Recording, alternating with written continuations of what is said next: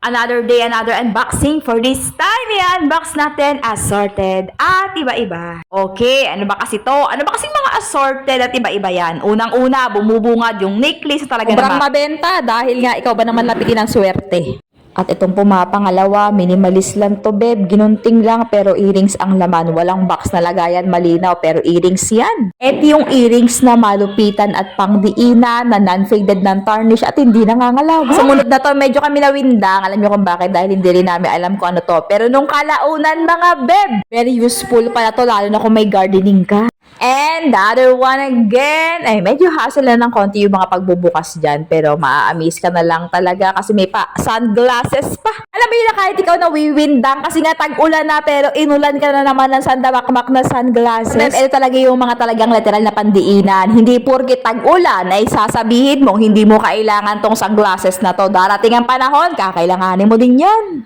And the other one again. Nako, eto na talagang sinasabi dito. Hindi ikaw talaga magugulat ka kasi nga ang gaganda ng mga necklace nila.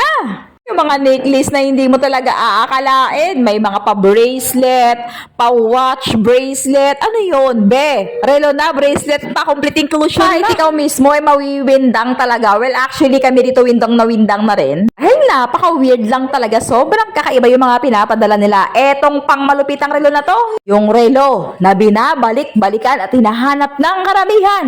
Kung bakit, hindi ko rin alam. Tapos etong the other one again. Nako, eto naman yung isang napaka-cute lang. Be, sing-sing na talagang panalo to the max yan. Tapos eto yung hinagis ko. Ano yan, be?